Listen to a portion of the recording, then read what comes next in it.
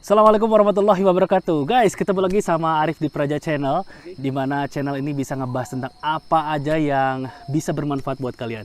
Nggak sendirian, sekarang kita bakal ngobrol banyak seperti yang tadi udah dibilang.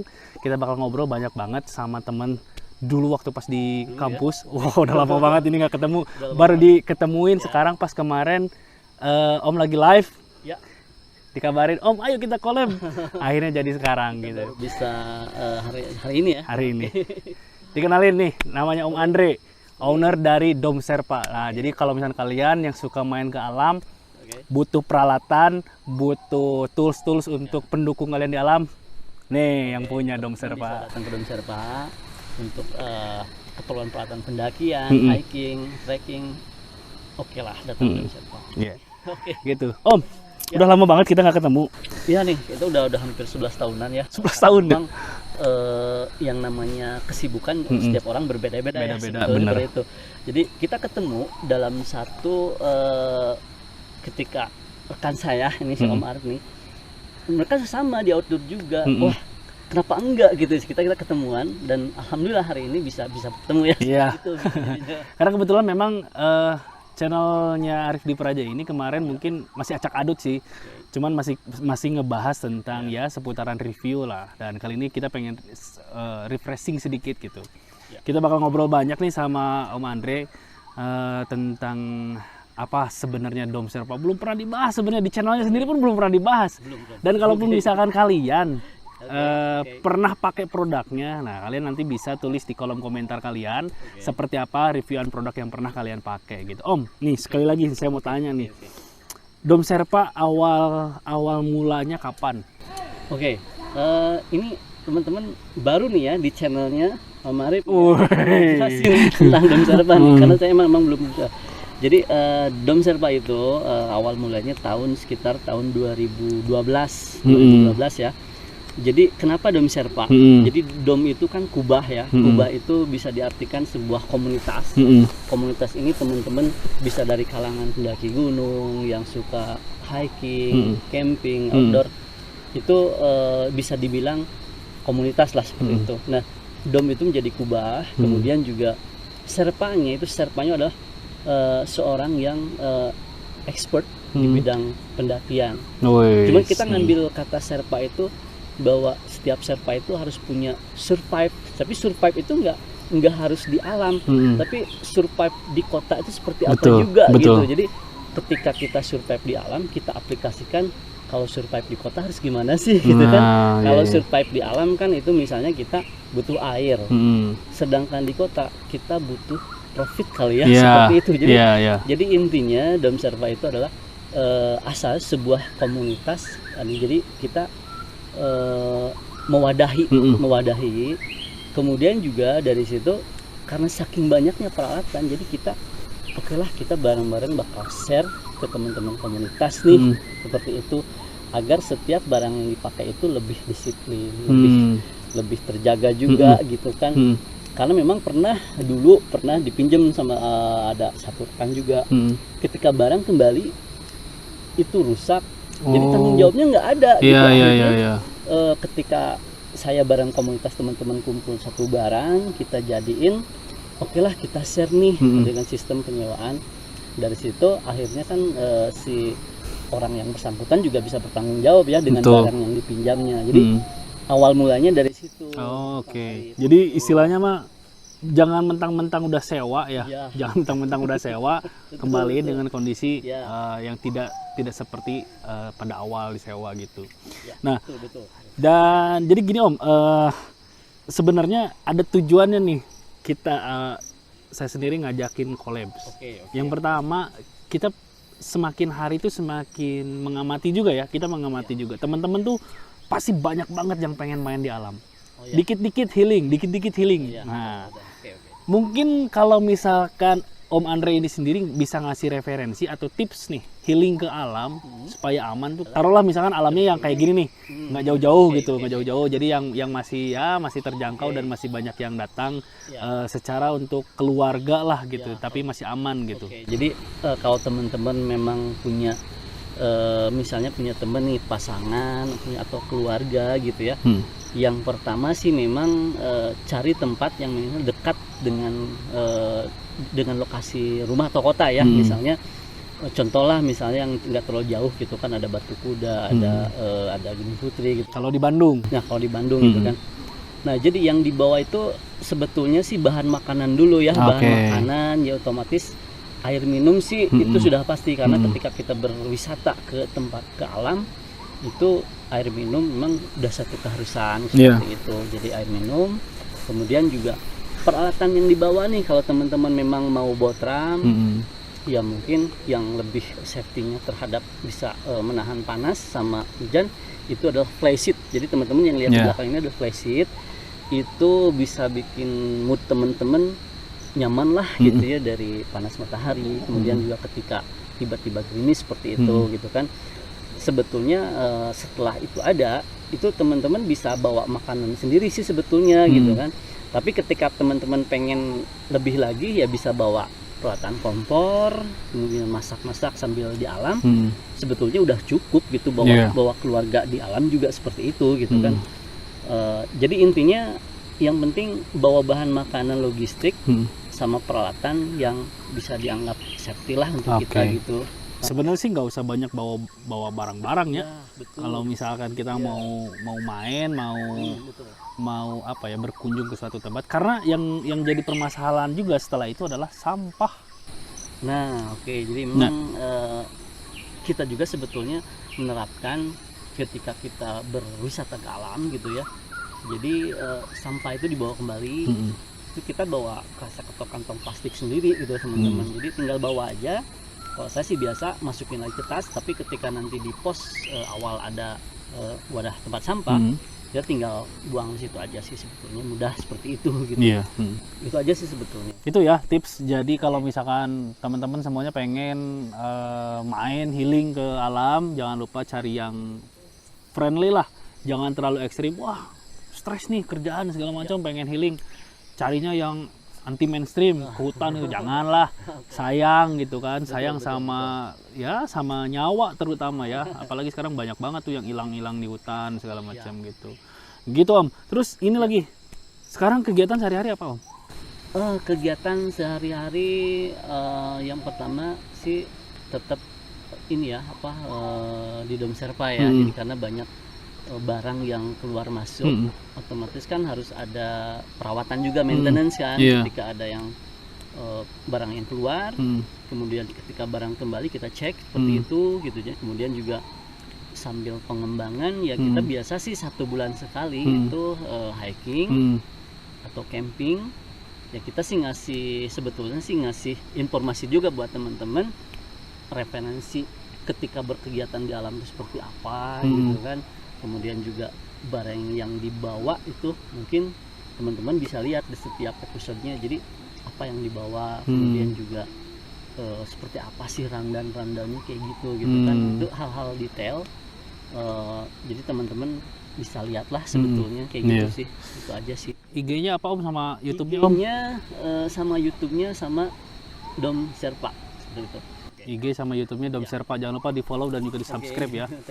Jadi buat kalian semua yang minatnya ke sini nih, main di alam. Saya juga sebenarnya senang sih main di alam, cuman karena waktu, karena kesibukan di rumah dan juga kerjaan di rumah, ya sekarang agak sedikit terbatas. Kalau kemarin-kemarin masih ada lah gitu. Jadi senangnya tuh kita karena memang memang basic. Mungkin memang senang di alam. Om tahu sendiri kan, kita dulu waktu pas di kampus sering banget ya main-main gitu. Memang dulu kita jalurnya kita suka di outdoor gitu. Jadi senang banget lah, karena udah kerja mencar ke sana ke sini, jadi jarang gitu. Cuman ya itu dia tadi, silaturahmi terjaga, insya Allah kita bisa ketemu lagi. Contohnya sekarang nih kita bisa collab bareng gitu. Mungkin yang sekarang lagi tren nih, ketika tadi ngobrol tentang bahan makanan yang harus dibawa nih. Ini banyak banget yang sekarang tuh jadi kayak semacam tren. Bisa dibilang kayak semacam tren. Bekal makanan yang halal dan thoyyib. Gitu. Nah, ini yang jadi pertanyaan nih Om. Pernah nggak di alam makan makanan yang nggak halal atau nggak thoyyib? Karena kan kalau kepepet bisa jadi dong. Pasti pernah ya. Karena kan kita nggak tahu atau enggaknya kan seperti itu. Karena yang tren sekarang itu kebetulan memang kita beralih ya dari mulai pendakian masih, hiking juga masih, camping juga masih. Tapi ada satu yang tren itu bushcraft. Jadi bushcraft ini teman-teman bawa peralatan dari rumah, itu dibawa semacam survival tapi sudah direncanakan. Nah itu juga bawa daging. Nah, seperti itu. Yang lebih familiar mungkin. Ada yang bawa dari rumah, tapi ada juga yang dari alam. Nah masalah halal enggaknya yang kita nggak tahu. Nah, ini baru-baru dengar nih dari Kang Arif nih gimana? Iya, karena apa ya? Saya kan kebetulan ini Om. Jadi saya itu gabung di komunitas sembelih halal lah. Ya, jadi Kang gitu. Gabung di komunitas sembelih halal. Jadi intinya apa yang dimakan sama kita tuh harus halal dan thayyib gitu. Entah itu produknya ya, barangnya, ataupun cara bagaimana mendapatkannya. Dalam hal ini mungkin ketika misalkan daging nih disembelihnya lah. Nah, kalau di hutan mungkin kalau misalnya yang muslim ya itu kan baca bismillah dulu, itu kan disunahkannya menghadap kiblat dan segala macam. Kecuali hewan buruan ya. Kalau hewan buruan kan misalkan nih ada kelinci di hutan ditombak gitu, seketika dia mati, ya insya Allah itu mah bisa langsung dimakan karena ketika ditombaknya pun apalagi mengucapkan basmalah dan dia mati, insya Allah itu menjadi halal. Itu tipsnya teman-teman. Ya, karena secara fikih itu sudah termasuk gitu. Nanti kalau misalnya ngomong masalah fikih ke yang lebih ahli aja, cuman ini dapat informasi seperti itu. Kecuali dia baru terluka lumpuh lah, belum mati Om.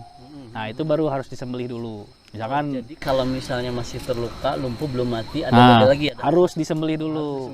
Gitu. Dan niatnya bukan untuk melukai dalam artian menjolimi. Baru itu halal dan thayyib gitu. Nah, kalau misalkan bekal biasanya, bekal nih dari rumah bawa daging segala macam, otomatis kan si produknya itu suka ada label halal tuh.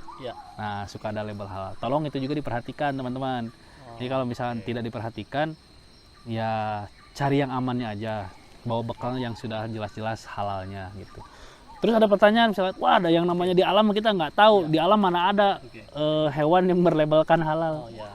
Ada sebenarnya, ada. Seperti contohnya misalkan kita nyari unggas bisa, unggas bisa. Kalau kita dapat kelinci bisa, musang, walau alam ya kalau musang ya. Cuman yang jelas saya mah nyari aman aja bekal dari rumah. Itu aja sih. Ya, lebih aman sih sebetulnya bawa dari rumah. Bekal aja lah gitu. Karena saya bilang tadi kan, silahkan healing, tapi jangan yang anti mainstream. Apalagi zaman viral sekarang. Segala pengen jadi viral. Gitu. Terus ini lagi Om. Sekarang paling jauh kemana Om main? Paling jauh ya? Paling jauh atau paling terakhir saya pendakian ke Mahameru. Mahameru di kantor di bank swasta ya, seperti itu. Terakhir ke Mahameru, kemudian juga paling kemarin juga dari Gunung Gede gitu, bawa teman juga 13 orang. Kemudian juga balik lagi ketika saya orangnya itu setiap minggu itu udah selalu harus healing gitu. Jadi nyari posisi yang dekat dengan lokasi teman-teman sebetulnya. Contoh lah gitu, kita kan di Bandung ya, nyarinya di Bandung Utara, kemudian juga yang dekat dengan lokasi lah seperti itu. Itu dengan teman-teman bawa masak-masak di alam itu udah cukup sih. Seperti itu. Cukup healing ya. Karena kalau enggak saya biasa cepet stres gitu orang seperti itu gitu. Sama sih. Sama sih, saya juga sebenarnya baru minggu kemarin ke tempat ini. Ya healing lah gitu. Kita juga perlu gitu. Cuman seperti tadi Om bilang, kalau tekanan kerjaan itu udah mulai ngerasa jadi beban, harus dilampiaskan dengan healing gitu. Ya, karena itu salah satunya solusi ketika di kota sudah pelik gitu kan, ya paling larinya healing ke alam. Itu sih. Iya. Kalau saya sih seperti itu. Bener sih, emang bener banget itu mah. Jadi apa ya? Solusi lah, solusi. Om. Ya. Ini mah mungkin agak menarik nih buat temen-temen. Pernah punya kejadian horor nggak? Horor ya? Waktu camping. Klasik sih, cuman sebetulnya banyak yang kepo. Dari beberapa tahun awal pendakian sampai sekarang ya, sebetulnya jarang ya jadi teman-teman. Jadi gimana niat sebetulnya ya. Jadi sampai sekarang juga memang jarang sih sebetulnya. Cuman ada satu pendakian ketika ini saya pernah ya. Jadi di tengah-tengahnya ketemu seseorang lah seperti itu. Jadi dalam benak saya ketika saya ketemu dengan seseorang itu malam ya, itu tips dari saya harus datengin, saya harus salamin biar saya yakin kalau itu orang. Yang pertama itu dulu gitu, itu dulu. Tapi seperti itu ketika di depan ada seseorang, itu bukan pendaki ya. Saya pikir itu dengan kostumnya sih kostum warlock ya, warga lokal. Dengan bawa bedog gitu ya. Itu hampir tengah malam lah, jam 11 malam. Ketika datang biasanya kan sepunten lah seperti apa ya. Saya datengin, Pak, punten, saya dari ini. Oh ya, dia nggak ngejawab sama sekali. Dia tapi yang penting saya punya satu tip, saya harus kena dulu, harus bersalaman gitu ya. Nah ketika berangkat setelah beberapa meter menghilang, ya nggak masalah. Yang penting saya udah kena, udah salam, jadi saya nggak terlalu penasaran gitu kan. Aman gitu. Jadi, karena saya harus saya sebagai leader, saya harus bisa ngamanin teman-teman, apapun itu persepsinya, saya harus datang ya Pak, gimana gitu kan. Kan teman-teman langsung duluan. Setelah udah beres lewat, baru saya langsung jalan. Ketika setelah beberapa meter hilang,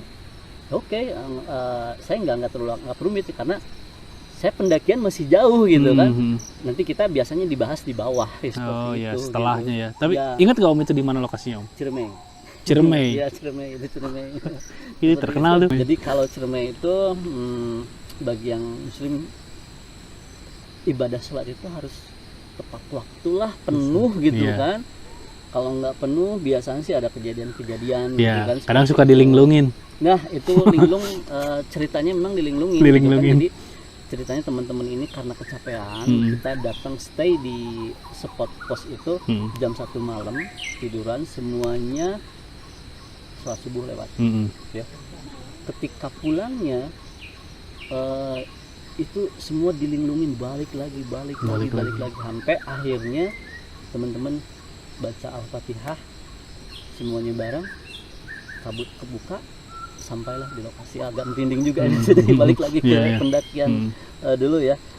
Jadi seperti itu sih yang saya cuman yang saya misterinya seperti itu aja sih sebetulnya. Jadi ketika di alam sebetulnya lebih mendekatkan diri ya. Jadi balik lagi ketika sarang itu ke alam itu sebetulnya saya lebih mendekatkan diri gitu kan, lebih banyak gini ya ciptaan Allah kayak gini, indah apa gitu kan.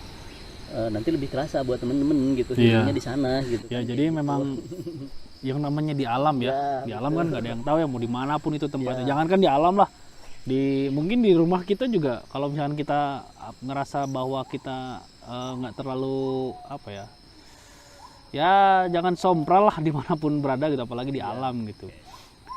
Terutama kalau misalkan umat muslim ya, itu harus benar-benar inget tuh. Jadi di alam tuh jangan mesum.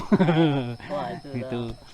Pokoknya ketika di alam sebetulnya beda ya sebetulnya. Mau di alam kota juga ibadah 5 waktu harusnya tetap seperti itu. Ketika di alam juga ada halangannya apa sih teman-teman, misalnya wudhu ya wudhu tayamum gitu kan. Kalau misalnya ada yang di jamak juga ketika beberapa kilometer dari jarak juga bisa. Semuanya juga nggak ada yang susah sebetulnya. Karena gitu kan. Itu. Agama itu sebenarnya mudah. Yang mempersulit itu manusianya sendiri sebenarnya. Banyak alasan. Gitu. Itulah sepertinya kalau cerita misteri ya ada aja ya. Lebih ke arah sana lah sebetulnya gitu. Ada aja ya. Tapi kalau teman-temannya berdoa, kemudian juga tidak sompral sesuai, insya Allah sih aman-aman aja gitu sampai sekarang juga gitu kan, kayak gitu ya. Menarik banget ya. Jadi dari awal berdirinya Dom Sherpa, sampai perjalanan Dom Sherpa sekarang ini. Jadi sekarang ada berapa markas Om Dom Sherpa tuh? Kita rencananya bakal buka markas kedua di Cianjuang, Bandung Barat. Cianjuang tuh, orang Cimahi tuh. Buat merapat ke sana. Teman-teman yang Cimahi bisa merapat ke Cianjuang Cisasawi. Mau ngobrol boleh, mau sharing tentang pendakian boleh, atau mau sharing tentang open tripnya boleh, enggak? Nah, Seperti itu. biasanya open trip tuh yang banyak banget weekend. Kalau misalkan kita pulang-pulang kantor biasanya kan weekend tuh wah udah gaskeun. Ya, betul. Gitu. Oke. Oke, Om. Ya.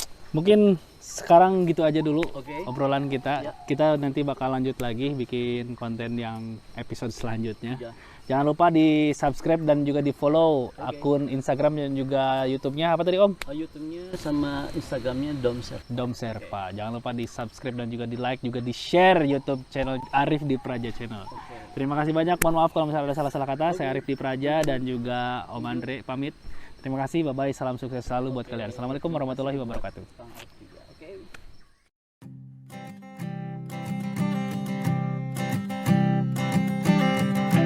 I keep a photograph